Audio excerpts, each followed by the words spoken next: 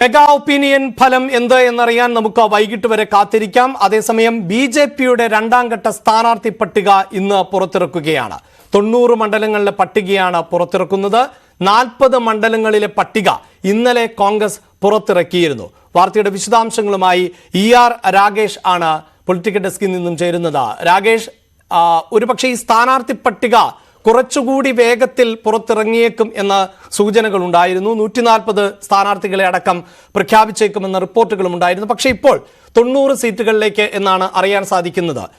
ഏറെ കരുതലോടുകൂടിയും രാഷ്ട്രീയ എതിരാളികൾ ആരൊക്കെയാണ് മത്സര രംഗത്ത് ഇറങ്ങുന്നത് എന്ന് നോക്കിയും ഒപ്പം ആരെയൊക്കെ മറുകണ്ഠം ചാടിച്ച് പാർട്ടിയിലേക്ക് എത്തിക്കാൻ സാധിക്കും എന്നുകൂടി അവലോകനം ചെയ്തുകൊണ്ടാണോ ഈ പട്ടിക ഘട്ടം ഘട്ടമായി ഇപ്പോൾ പുറത്തുവിട്ടുകൊണ്ടിരിക്കുന്നത്?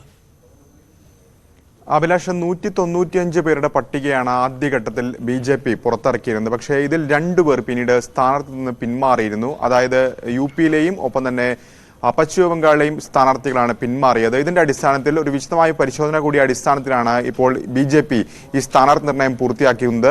മാത്രവുമല്ല, വിവിധ സംസ്ഥാനങ്ങളിൽ സഖ്യ ചർച്ചകൾ ഇപ്പോഴും നടക്കുന്നുണ്ട്. അതും ഒരു കാരണമാകുന്നു ഇത്തരത്തിൽ രണ്ടാം ഘട്ടത്തിലെ പട്ടിക വൈകാനുള്ള കാരണമായി പറയാം. കാരണം തിങ്കളാഴ്ചയാണ് കേന്ദ്ര തെരഞ്ഞെടുപ്പ് സമിതി യോഗം ചേർന്നത്. ഇതിൽ 90 മണ്ഡലങ്ങളുടെ കാര്യത്തിൽ തീരുമാനമായി എന്നാണ് ഇപ്പോൾ BJP വ്യക്തമാക്കുന്നത്. പ്രധാനമായും മധ്യപ്രദേശ്, ഒപ്പം തന്നെ കർണാടകം, ബീഹാർ തുടങ്ങിയ സംസ്ഥാനങ്ങളിൽ, ഹിമാചൽ പ്രദേശ് തുടങ്ങിയ സംസ്ഥാനങ്ങളിൽ നിന്നുള്ള പട്ടികയായിരിക്കും പുറത്തിറക്കുക. മഹാരാഷ്ട്രയിലെ സ്ഥാനാർത്ഥികളുടെ കാര്യത്തിലും ധാരണയായിട്ടുണ്ട്. ഏതായാലും ഏറ്റവും ശ്രദ്ധേയമായ കാര്യം കേന്ദ്രമന്ത്രി നിതിൻ ഗഡ്കരി രണ്ടാം ഘട്ട പട്ടികയിൽ ഇടം പിടിക്കുമോ എന്നുള്ളതാണ്. കാരണം ഒന്നാം ഘട്ട പട്ടികയിൽ പ്രധാനപ്പെട്ട BJP നേതാക്കളും കേന്ദ്രമന്ത്രിമാരൊക്കെ തന്നെ ഉൾപ്പെട്ടിരുന്നു. 34 കേന്ദ്രമന്ത്രിമാർ ഉൾപ്പെട്ടിരുന്നു.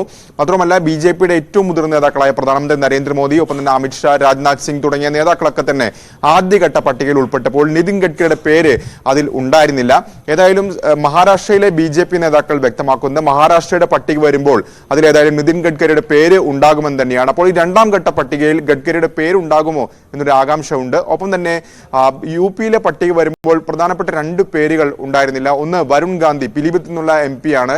വരുൺ ഗാന്ധി ഏതായാലും ആദ്യഘട്ട പട്ടികയിൽ UP-യിൽ നിന്നുള്ള പട്ടികയിൽ ഇടം പിടിച്ചിരുന്നില്ല. മറ്റൊന്ന് നേരത്തെ ഗുസ്തി താരങ്ങളുമായി ബന്ധപ്പെട്ട വിഷയത്തിൽ ആരോപണം നേരിടുന്ന, ലൈംഗിക ആരോപണം അടക്കം നേരിടുന്ന ബ്രിജ്ഭൂഷൺ ശരൺ സിംഗിന് സ്ഥാനാർത്ഥിത്വം ഉണ്ടാകുമോ എന്ന കാര്യത്തിലും ഈ രണ്ടാം പട്ടികയോട് കൂടി അറിയാനാകും. ഏതായാലും കർണാടകയിൽ വലിയ മാറ്റങ്ങൾ ഉണ്ടാകും. പല സിറ്റിംഗ് MP-മാരെയും മാറ്റുമെന്ന സൂചന ഇതിനോടൊപ്പം തന്നെ സംസ്ഥാനത്തെ BJP നേതാക്കൾ നൽകുകയും ചെയ്തിട്ടുണ്ട്. പ്രതിപക്ഷ നേതാവ് അശോക് അടക്കമുള്ളവർ അത്തരമൊരു പ്രതികരണമാണ് നടത്തിയിട്ടുള്ളത്. ഏതായാലും ഇന്ന് വൈകിട്ടോടുകൂടി ഈ 90 പേരുടെ പട്ടിക പുറത്തു വരുമെന്നാണ് പ്രതീക്ഷിക്കുന്നത്.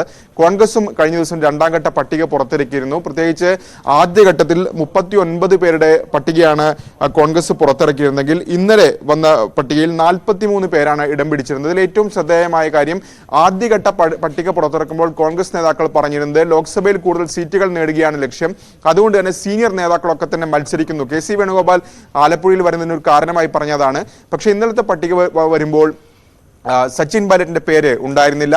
ഒപ്പം തന്നെ മുൻ മുഖ്യമന്ത്രിയായ അശോക് ഗെഹ്ലോട്ടിന്റെ പേരുണ്ടായിരുന്നില്ല. തുടങ്ങിയ ജിതേന്ദ്ര സിംഗ് തുടങ്ങിയ പ്രധാനപ്പെട്ട നേതാക്കളുടെ ഒന്നും പേരുകൾ ഉണ്ടായിരുന്നില്ല. ഇവരൊക്കെ മത്സരിക്കണമെന്ന നിർദ്ദേശം ഹൈക്കമാൻഡിന്റെ ഭാഗത്തുനിന്നുണ്ടായിരുന്നെങ്കിൽ പോലും സച്ചിൻ പൈലറ്റ് സംഘടനാ ചുമതലയുള്ള കാര്യങ്ങൾ പറഞ്ഞു ഒഴിഞ്ഞു. ഒപ്പം അശോക് ഗെഹ്ലോട്ട് മത്സരിക്കാൻ താല്പര്യമില്ല എന്ന് അറിയിച്ചു എന്നാണ് ഇപ്പോൾ കോൺഗ്രസ് വൃത്തങ്ങൾ വ്യക്തമാക്കുന്നത്. ഏതായാലും ഈ രണ്ടാം ഘട്ട പട്ടികയിൽ പ്രധാനമായും ഇടം പിടിച്ചിരിക്കുന്നത് ഒന്ന് നകുൽനാഥ്, കമൽനാഥിന്റെ മകൻ, ചിന്ദ്വാഡയിൽ നിന്നുള്ള സിറ്റിംഗ് MP ആണ്. അദ്ദേഹം ഇടം പിടിച്ചിട്ടുണ്ട്. ഒപ്പം തന്നെ ഗൗരവ് ഗൊഗോയ്, അദ്ദേഹം സിറ്റിംഗ് MP ആണ്. മുൻ അസം മുഖ്യമന്ത്രിയുടെ മകനാണ്. ജോർഹാട്ട് മണ്ഡലത്തിൽ നിന്ന് മത്സരിക്കും. വൈഭവ് ഗെഹ്ലോട്ട് അശോക് ഗെഹ്ലോട്ടിന്റെ മകനാണ്. ജാലോർ മണ്ഡലത്തിൽ നിന്ന് മത്സരിക്കും. ഇങ്ങനെ പ്രധാനപ്പെട്ട നേതാക്കളുടെ മക്കളൊക്കെ ഇടം പിടിച്ചിട്ടുണ്ട്. അപ്പോഴും സച്ചിൻ പൈലറ്റും ഒപ്പം തന്നെ അശോക് ഗെഹ്ലോട്ട് അടക്കമുള്ള നേതാക്കളുടെ പേരുകൾ രണ്ടാം ഘട്ടത്തിൽ ഉണ്ടായിരുന്നില്ല എന്നതും ശ്രദ്ധേയമായ കാര്യമാണ്. അഭിലാഷ്, റൈറ്റ്. അതായത് തെരഞ്ഞെടുപ്പിലേക്ക് അടുക്കുമ്പോൾ സ്ഥാനാർത്ഥി പട്ടികകൾ മുഖ്യധാര രാഷ്ട്രീയ പാർട്ടികൾ പുറത്തുവിട്ടുകൊണ്ടിരിക്കുകയാണ്. BJPയുടെ രണ്ടാം ഘട്ട സ്ഥാനാർത്ഥി പട്ടികയാണ് പുറത്തു വരുന്നത്. അതിൽ നിതിൻ ഗഡ്കരി ഉണ്ടാകുമോ എന്ന് തന്നെയാണ് ഉറ്റുനോക്കുന്നത്. പ്രത്യേകിച്ച് മലയാളികൾക്ക് കൂടി സുപരിചിതനായ ഒരു കേന്ദ്രമന്ത്രിയാണ്. കേരളത്തിൽ ഉൾപ്പെടെ ദേശീയപാതാ വികസനവുമായി ബന്ധപ്പെട്ട മുൻകൈയെടുക്കുന്ന കേരളത്തിന്റെ മുഖ്യമന്ത്രി പിണറായി വിജയനുമായി അടക്കം നല്ല ബന്ധം പുലർത്തുന്ന കേന്ദ്രമന്ത്രി കൂടിയാണ്. അദ്ദേഹത്തിന് സീറ്റുണ്ടോ അല്ലെങ്കിൽ എവിടെ മത്സരിക്കും എന്നത് സംബന്ധിച്ചാണ് ഇന്ന് ഈ പട്ടിക വരുമ്പോൾ എല്ലാവരും ശ്രദ്ധിക്കുന്ന ഒന്ന്.